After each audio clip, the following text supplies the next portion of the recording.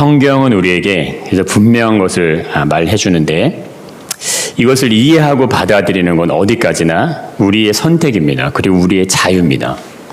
그래서 신앙은, 믿음은 절대적으로 충분하게 인간에게 완전한 만족을 가져다 줄 수 있는 유일한 기준이 될 수 있습니다. 이거는 자유이기 때문에 그렇습니다.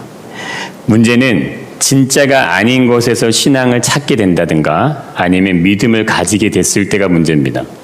우리의 인생의 걸음에 대한 최종 책임은 다 우리가 스스로 져야 된다. 성경은 그렇게 얘기합니다.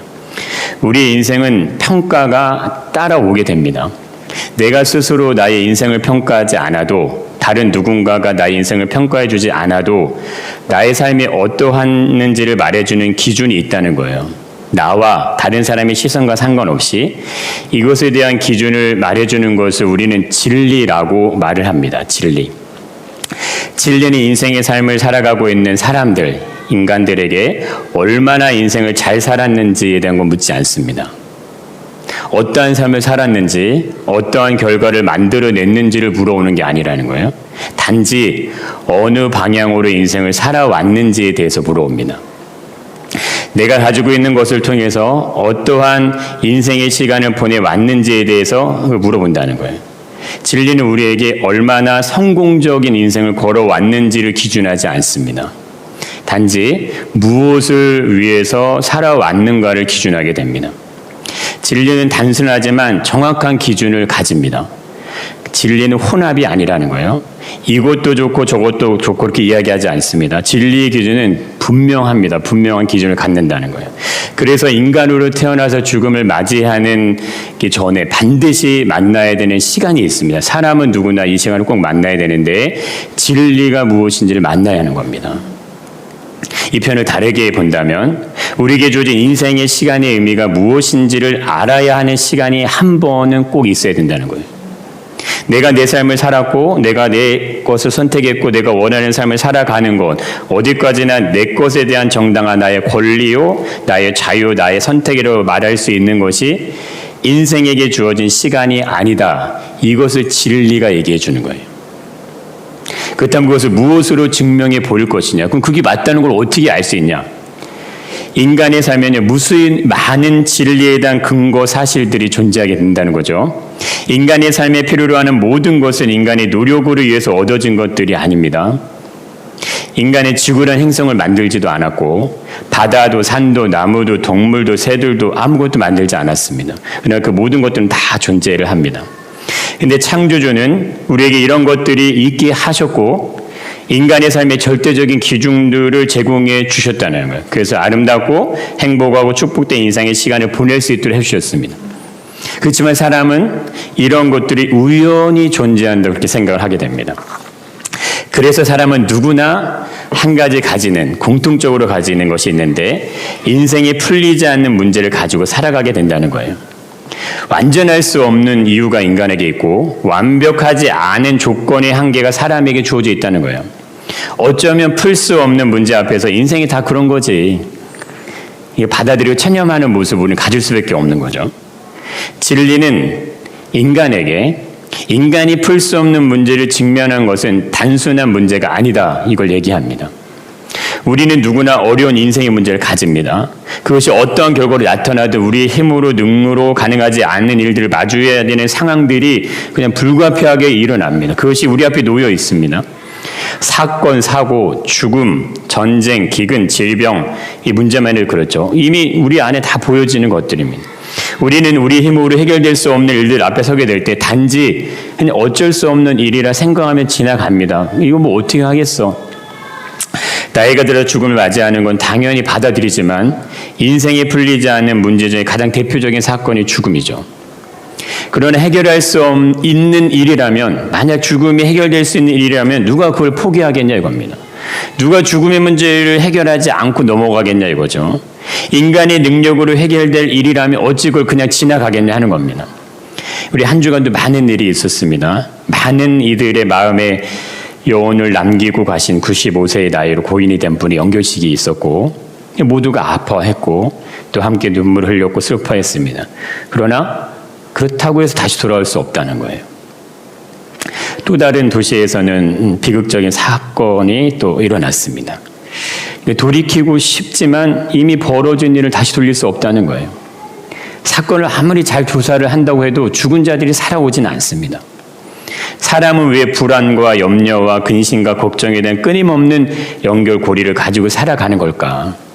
반대로 우리는 왜 겸손하지 못하고 스스로 높아지는 모습들의 취약함을 가지게 되는 것일까?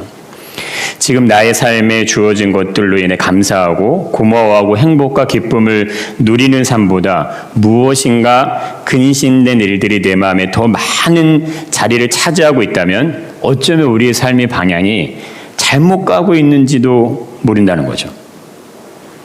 우리에게 주어진 삶의 시간은 딱 한 번의 시간으로 존재합니다. 2번이고 3번이고 있지 않다는 거예요.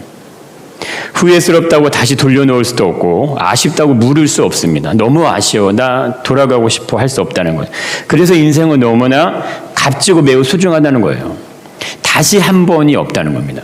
이것이 주어지지 않는 완전한 시간 속에서 오늘을 살았다면 이제는 내일을 살아야 하는 삶의 모습으로 자연스럽게 연결되는 것이 인생의 시간입니다. 우리는 돌아오지 않는 시간을 보내고 있죠. 멈춰서게 할 수 없는 시간을 따라 인생이 흘러갑니다. 그렇게 살아가고 있어요. 근데 왜 오늘의 삶을 온전히 누리지 못하냐 이거죠. 지나가면 끝날 인생을 살아가면서 왜 오늘 하루의 삶의 감사와 감격을 느끼지 못하고 살아가냐 하는 거예요. 우리의 마음을 솔직하게 들여다보면 조금은 이해되는 모습들이 있죠. 사람은 조금만 잘 되고 잘 풀리는 것 같으면 쉽게 교만하게 되고 높아지게 됩니다. 반대로 조금만 삶에 대한 염려와 문제가 생겨나기 시작해도 불안함과 두려움에 대한 근심된 마음들이 올라옵니다. 아직 일어나지 않은 일인데 계속해서 생각에 꼬리를 물고 생각의 날개가 문제가 커져간다는 거죠. 사람이 이 세상에 태어나는 순간부터 인생의 기회가 주어졌습니다. 인생을 살 수 있는 기회가 주어졌다는 거예요. 그리고 이것은 완전하게 우리는 사용할 수 있습니다. 물론 사건과 사고를 통해 그러지 못한 분들도 계시지만 이걸 어떻게 사용할 것인가, 이건 나에게 주어진 것이기 때문에 내가 선택할 수 있는 것이고 내가 결정할 수 있습니다. 오늘 내가 내 하루의 삶을 어떻게 살 것인가의 결정은 내가 할 수 있다는 거죠. 어디까지는 내 자유의 몫으로 존재하게 됩니다. 여기서 이 부분에서부터 진리라는 것이 작동이 됩니다. 믿음의 여정이 출발되는 시점이 지금 말씀드린 내가 모든 것을 선택할 수 있는 그 자유에부터 출발된다.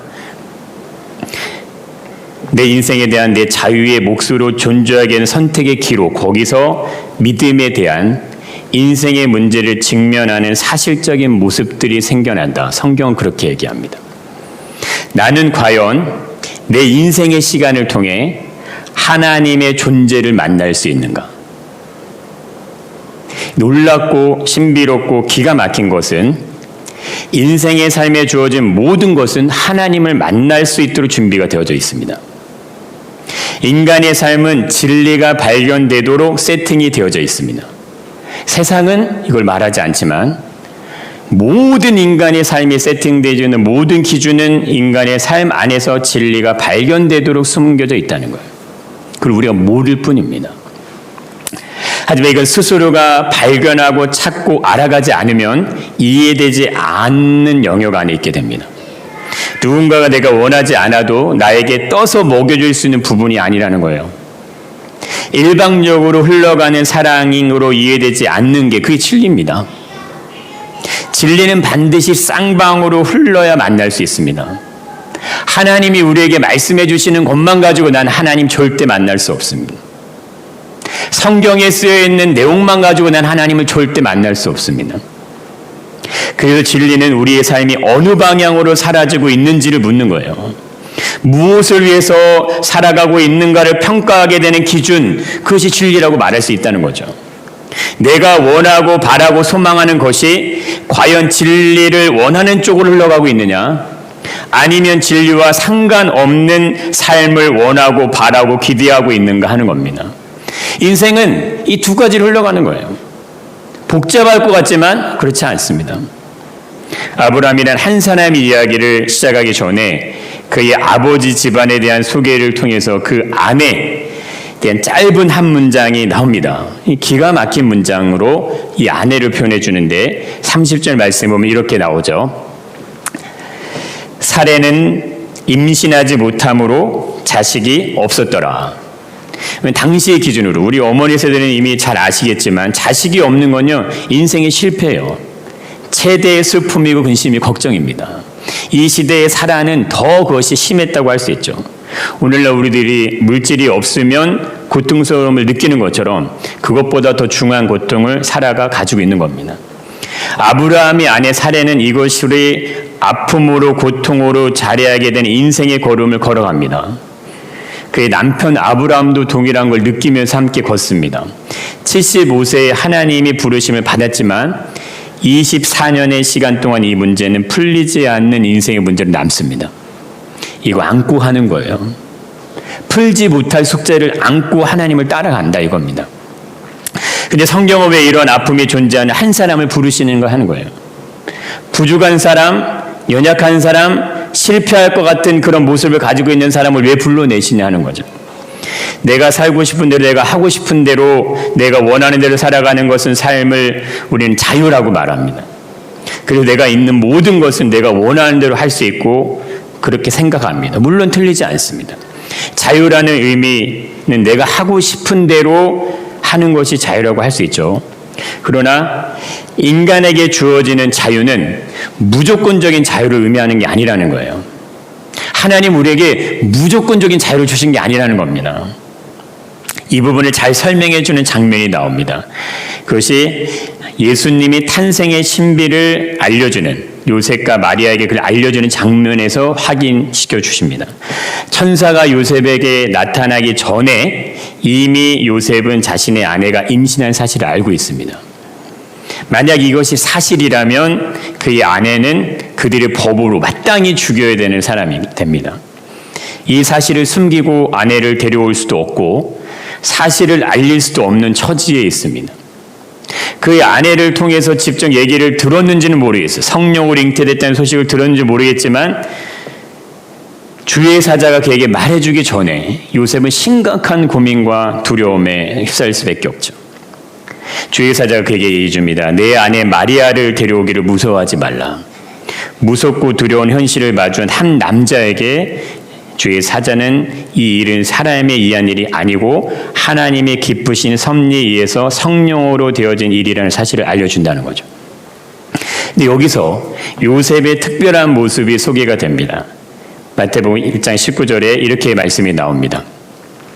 그의 남편 요셉은 의로운 사람이라 그를 드러내지 아니하고 가만히 꿀고자 하여. 천사가 얘기하기 전의 모습입니다. 요셉에게 자유가 주어진 것이 맞기에 요셉은 자신의 아내를 데려오는 것을 얼마든지 거부할 수 있습니다. 아닙니다. 저는 이 여자와 함께 한 적이 한 번도 없는데 이 여자가 잉태였다는 소식을 들었기에 그 여자를 거부할 수 있다는 거예요. 근데 요셉은 어떻게 이 부분을 받아들일 수 있었을까 하는 거죠. 이거는 마리아도 요셉도 자신들의 노력으로 받아들일 수 있는 사건이 아니기 때문에 가능했다, 이렇게도 볼 수 있습니다. 자신의 아내가 성령으로 잉태되었다는 소식을 요셉이 들었다고 해서 그것을 이해할 수 있었겠는가 하는 거예요. 절대 그렇지 않다는 겁니다.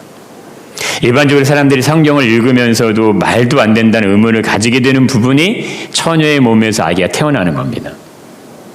그러면 당시의 당사자의 입장은 어떨까 하는 거예요. 우리도 받아들이기 어려운 사실을 요셉은 그 소리를 들었을 때 이게 얼마나 기가 막힌 말이냐 이겁니다. 근데 이 부분에서 또 다른 질문이 한 가지 생겨나는 것이 있습니다. 왜 마리아가 아닌 남편 요셉에게 성령으로 잉태되어 태어나게 되신 예수님이 누구신지에 대한 설명을 해주냐 이거예요. 엄밀히 말해서 요셉과 예수님은 아무런 상관이 없는 포지션에 있습니다. 예수님과 직접적으로 관련이 있는 사람은 동정녀 몸으로 잉태를 하게 되는 마리아지 요셉이 아니라는 거예요. 요셉은 진짜 아빠가 아니니까. 근데 성경의 기록은 예수 그리스도가 누구신지에 대한 설명을 마리아가 아닌 요셉을 통해 하신다는 거예요. 물론 누가복음의 내용에는 천사가 마리아에게 직접적으로 설명해 주는 부분이 나옵니다. 그러니까 마태와 마가복음을 연결해서 본다면 마리아와 요셉에게 수태고지를 하는 장면은 인간이 이해할 수 없는 신비를 인간이 이해할 수 있도록 알려주는 장면이다, 이렇게 말할 수 있습니다. 자유가 가지게 되는 모습이 바로 이런 거라는 거예요. 아담이 범죄로 시작된 인간의 모습은 본래적으로 하나님과는 상관없는 존재의 모습을 가지게 됩니다. 그래서 우리의 노력과 열심과 열정으로 인생을 살아가더라도 인간은 누구나 할 것 없이 하나님과 상관없는 일방통행의 삶을 살아가게 된다는 사실입니다. 그런데도 우리에게 자유를 부여해 주시고 그것을 지켜주시는 이유가 뭔가 하는 거예요. 하나님을 찾지도 않죠. 하나님을 예배하지도 않죠. 하나님을 공경하지도 않습니다. 근데 왜 하나님 우리에게 자유를 허락해 주셨냐 이거예요. 내가 원하고 바라는 대로 살아가라고 하나님이 그것을 주셨냐? 그게 아니라는 거예요. 하나님 우리에게 자유를 부여해 주시면서 그 자유를 통해서 절대적인 진리를 찾아가라고 우리에게 자유를 주시는 겁니다. 그냥 우리에게 인생의 시간을 허락해 준 게 아니라는 거예요. 일방적으로 강압적으로 강제적으로 이걸 요구하시는 것이 아닙니다. 하나님이 천둥을 치고 번개를 치고 기적을 막 보여주셔서 진짜 이 세상의 주인이 누구인지를 막 보여주고 사람들로 하여금 믿게 하지 않으신다는 거예요. 너에게 부여된 자유를 통해 진정한 진리를 찾아내라, 그걸 얘기하십니다. 그것으로 너를 위해서, 너의 만족을 위해서, 너의 욕심을 위해 살아가는 삶이 아니라 그렇게 살지 말라는 거예요. 진리를 찾고 진리를 만나고 진리와 함께 인생의 시간을 보내라. 그게 하나님의 뜻입니다. 주의 사자가 요셉에게 예수 그리스도가 누군지를 설명해 주는 장면에서 이게 확인이 되는 거예요. 인간에 불과합니다. 신이 인간의 땅에 내려오시는 거예요. 그럼 인간에게 설득시키고 이해시킬 이유가 없는 겁니다. 그냥 오시면 되는 거예요. 그냥 그분의 영광을 내려주시면 되는 거예요. 그런데 그걸 설득시켜 주시고 이해시켜 주시는 거예요. 하나님이 행하시는 일을 일방적으로 하는 것이 아니라는 사실을 먼저 보여주시는 거예요. 요셉이 이해할 수 있도록 기다립니다. 그리고 그의 생각을 존중해 주십니다. 그리고 진리에 반응할 수 있도록 요셉을 초대하는 겁니다. 그게 우리에게 주어진 자유예요. 요셉 스스로가 자신이 먼저 마리아에게 일어날 사건에 대한 생각을 품어냅니다. 이 일이 도대체 어떻게 해서 일어난 것이지? 이게 도대체 어떻게 된 일이지? 스스로가 고민하고 고뇌하고 아파하면서 생각할 수 있는 여유를 주는 거예요. 성령으로 잉태되어 태어나게 될 메시아에 대한 준비를 마리아만 하는 게 아닙니다. 요셉도 하는 거예요. 같이 그거를 하는 겁니다. 그 자리에 그 중심에 요셉도 함께 있는 거예요. 인간은 스스로 하나님을 알 수가 없습니다. 하나님이 인간을 찾아와 주시지 않는다면, 인간을 만나 주시지 않는다면, 인간을 선택해 주시지 않는다면 어떠한 사람도 누구도 하나님의 존재에 대한 이해를 가질 수도 느낄 수도 간지할 수도 없다는 거예요. 그래서 하나님이 먼저 인간에게 자신이 누구신지를 말씀해 주시는 부분이 있어야 비로소 사람은 하나님의 존재에 대한 이해를 가질 수 있습니다. 그것을 무엇으로 가능할까 하는 거예요. 인간이 이해할 수 있는 오감을 통해 말씀하십니다. 인간이 이해할 수 있는, 해독할 수 있는 표현으로 나타나는 것, 그게 진리입니다. 그럼 진리는 뭐냐? 예수님이 자신을 소개할 때 이런 얘기하죠. 내가 곧 진리다, 이런 말씀하신다는 거예요. 진리는 하나님의 언어다, 이렇게도 말할 수 있습니다. 인간이 이해할 수 있도록 설명해 내시는 하나님의 존재의 의미 그 자체가 진리다. 그 모든 것, 하나님이 이 땅에 하나님을 알 수 있도록 심어놓은 모든 것 자체가 다 진리라는 거예요. 내가 곧 진리라고 말씀해 주신 예수님을 우리 눈으로 봐요. 보죠. 시각으로 봅니다. 그분의 말씀을 귀로 듣습니다. 그리고 그분의 향취를요 온몸으로 느끼는 거예요. 그분과 함께 음식을 먹죠. 그분과 함께 몸을 부비면서 있을 수 있도록 그걸 허락해 주시는 거예요. 모든 오감으로 예수, 그를 알 수 있도록 해주신다는 거예요. 예수님은 하나님이시지만 인간으로 인간이 이해할 수 있는 모습으로 인간과 함께 지내셨고 인간으로 계셨어요. 인간이 몸으로 인간을 대신해서 죽으시고 자신의 모든 삶의 진리가 된다는 사실 스스로가 보이시는 겁니다. 그분의 말씀의 모든 내용들이 곧 하나님이 인간에게 하시는 언어처럼 사용이 된다 이겁니다. 그분의 행동 하나하나가 하나님이 인간에게 보이시고자 하는 모습으로 나타난다는 거예요. 그분의 언어, 그분의 표현, 그분의 기적, 그분의 모든 것들을 통해서 그것이 나타난다는 거예요. 그분이 가르침의 모든 내용들을 통해서 하나님에 대한 이해를 가질 수 있게 해준다는 거예요. 인간에게 하나님의 존재에 대한 분명하고도 명확한 사실을 알려주십니다. 이게 진리입니다. 진리는 하나님이고 하나님이 진리이시고 예수님이 진리이고 예수님 진리 그 자체가 되십니다. 하나님이 예수님이고 예수님이 하나님이 되신다는 것 같은 모습으로 존재하는 것, 그분의 말씀, 그분의 언어, 그분의 약속, 그분의 언약, 그분의 계획, 이 모든 것이 나의 삶에 그대로 묻어날 수 있도록 하나님이 나에게 자유를 주신 겁니다. 그 안에 진리를 심어 놓으셨다는 거예요. 그 모든 것들이 진리가 된다는 겁니다. 그렇다면 우리는 왜 불안과 연려와 근심과 걱정에 대한 끊임없는 연결고리를 가지고 살아가냐 이거죠. 왜 겸손하지 못하고 스스로 높아지는 모습에서 취약함을 가지게 되느냐? 진리가 존재하지 않는 삶을 살기 때문에 그렇습니다. 이게 다르게 표현하면 하나님과 전혀 관계없는 삶을 살아가는 것입니다. 그래서 인간이 마주할 수밖에 없는 현실이 풀리지 않는 문제를 가지는 인생을 살아가는 것입니다. 왜 성경에 수많은 사람들이 나오게 될까? 이들이 보여주는 삶의 모든 이야기는 둘로 나뉩니다. 진리를 따라 살아가는 삶과 진리와 상관없이 진리를 거부하는 삶에 대한 이야기, 이 두 가지로 나뉘는 겁니다. 이 땅에 살아가는 모든 인생들도 이 두 가지로 나뉩니다. 인간이 가지는 자유는 절대적인 진리를 떠나서는 참된 자유가 될 수 없다는 것을 증명해 주는 것, 그들이 믿음의 길을 걸었던 사람들, 성경에서 증명해 준 그 사람들이 이걸 보여주는 거예요. 근데 여기에는 중요한 부분이 하나 있게 되는데, 창세기 12장에서 언급을 해주는, 지금 우리가 읽은 본문에서 언급을 해주는 부분입니다. 모든 인간의 삶에 공통적으로 적용되는 것이 있는데, 모든 인간은 절대적인 진리를 만나기 위해서는 반드시 실패를 통해서만 진리를 만난다는 거예요. 다르게 표현하면 인간이 가지게 되는 부족함을 진정으로 느낄 수 있어야 진리를 만날 수 있는 절대적인 조건이 맞아지게 된다, 이렇게 표현될 수도 있다는 겁니다.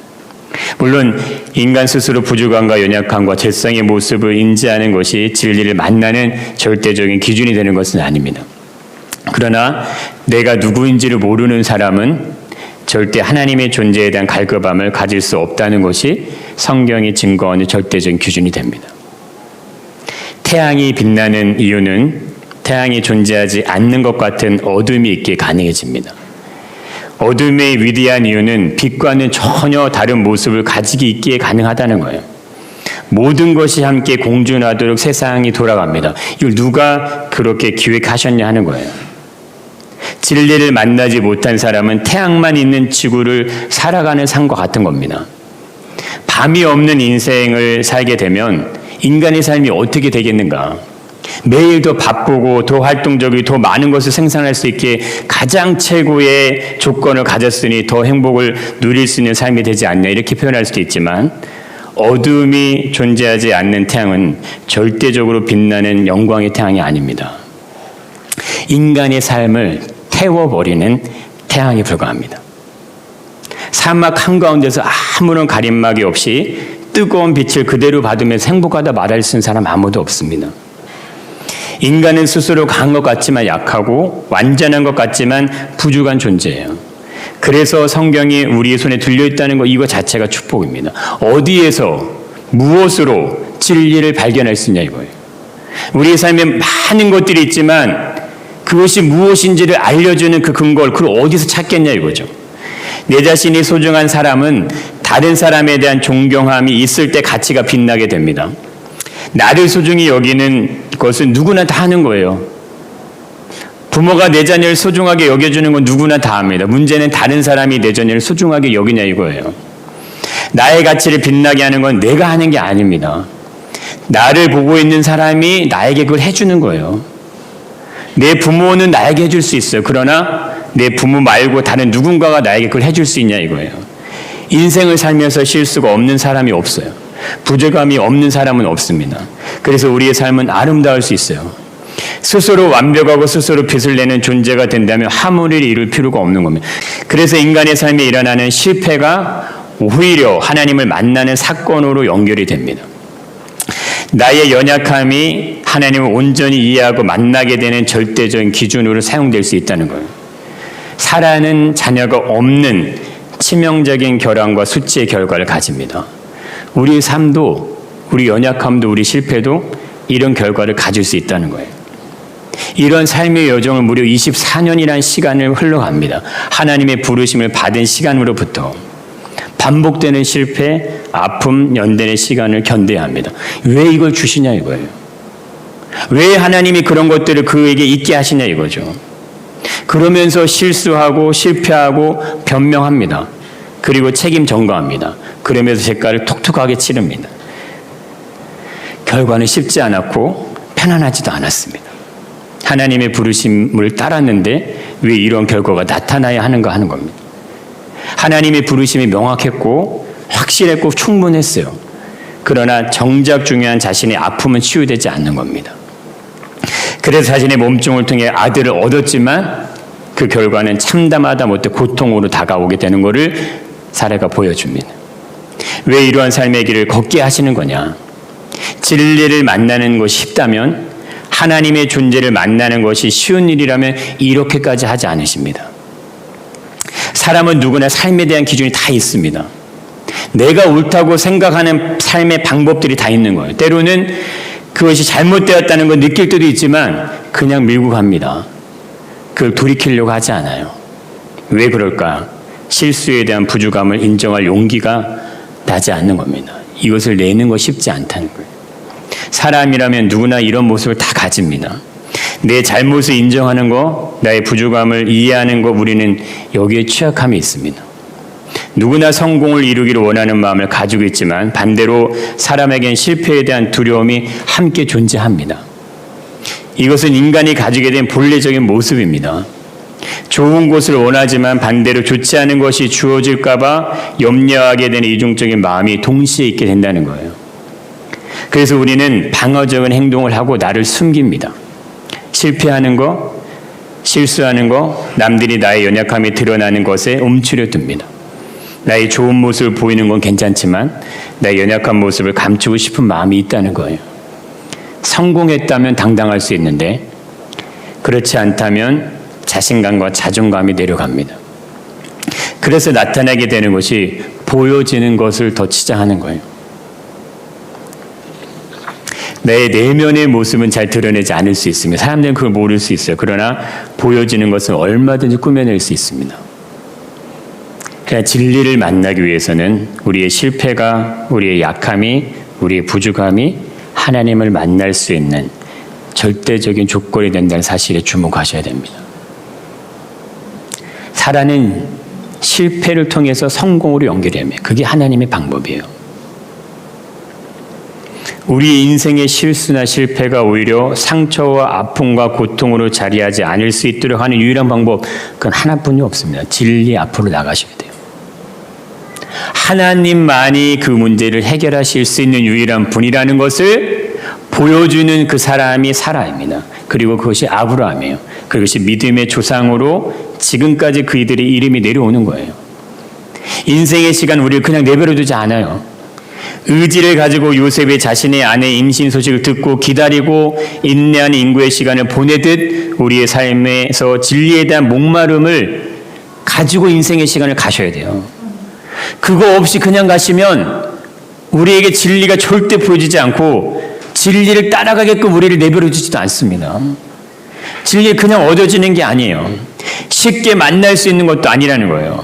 절대적인 기준은 언제나 나를 외면하도록 하는 겁니다. 내 육신은 언제든지 하나님의 뜻을 거부할 수 있도록 만들어 가요. 세상의 모든 원리는 그렇게 세팅이 되어 있습니다.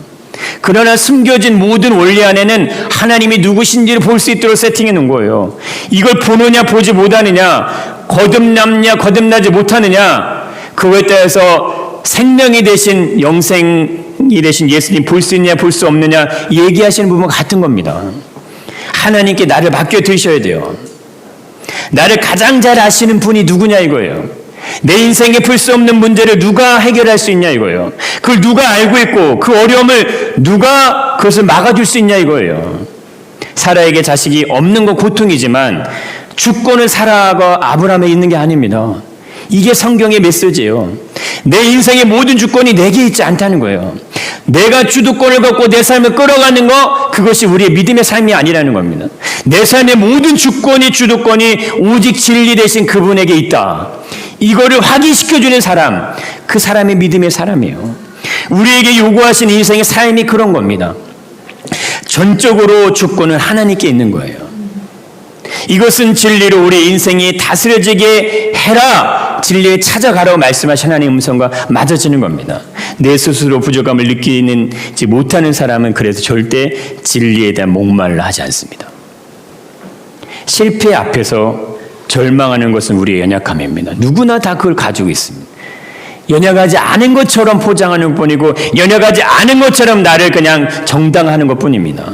그러나 실패 앞에서도 좌절하지 않고 다시 일어날 수 있도록 하시는 분이 우리 연약함을 통해서 하나님을 경험할 수 있도록 진리를 만들 수 있도록 기회를 만들어 주시는 분이 계시다는 거예요. 그분 만나셔야 돼요. 실패는 우리 인생이 쓴 약과 같은 겁니다. 나의 연약함이 보여질수록 나는 더욱 하나님의 존재에 대한 바른 이해를 갖는 거예요. 내가 누군지를 정확히 아는 사람, 그들이 하나님을 만나는 거예요. 내가 지금 어느 길로 가고 있는지가 보여야 이 길이 잘못인지 아닌지를 알 수 있지 않냐 이겁니다. 내 몸에 어떠한 문제가 있는지를 알아야 치료할 거 아니냐 이거예요. 내가 무엇이 부족한지를 깨달아야 그걸 보완할 거 아니냐 이겁니다. 알지 못해요. 뭐가 문제인지 모릅니다. 그러면 질병을 안고 그냥 사는 겁니다. 어떻게 치료해야 될지, 어떻게 고쳐야 될지 모르고 인생을 그냥 삽니다.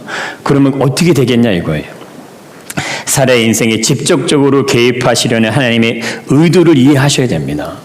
그를 부르셨는데 왜 그에게 고통과 아픔과 상처를 그대로 존재하게 하시는지에 대한 이해를 하셔야 된다는 거예요. 내 인생의 삶을 가만히 돌아봤을 때 하나님의 흔적이 전혀 느껴지지 않는다면, 하나님의 일하심이 전혀 보여지지 않는다면 나는 지금 어느 방향으로 가고 있는가? 진리를 찾아서 진리를 따라가는가? 아니면 내가 원하는 방향대로 가고 있는가? 돌아보시기를 축복합니다. 나의 연약함, 부족함은 진리를 알고 만나는 소중한 부모이 되는 거예요. 그분을 온전히 인정하고 받아들일 때, 그때 내 삶은 보와 같이 만들어집니다. 하나님은 복의 자녀로 사라와 아브라함을 부르시는 거예요. 너를 통해 천하 만민이 복이 될 것이라는 약속을 주셨다는 거예요. 우리에게 성경을 통해서 하나님은 진리에 대한 언약의 약속을 주셨어요. 영생의 말씀을 주셨고 생명의 말씀을 주셨고 하나님 나라에 대한 말씀을 주셨다 이겁니다. 죄와 심판과 멸망과 죽음의 권세에 대한 설명을 예수님이 다 해주셨다 이겁니다. 그런데 우리의 삶에는 아직까지 슬픔이 존재하고 아픔이 존재하고 외로움이 존재하고 고통이 존재한다 이거예요. 왜? 하나님을 만나는 자리로 연단되어지는 과정이 필요하기에 그거를 거부하지 말고 따라가라 이겁니다. 하나님이 나를 연단하실 수 있도록, 하나님 나를 만들어 가실 수 있도록 그분의 손에 붙잡힘 되는 인생이 되시기를 축복합니다. 아멘.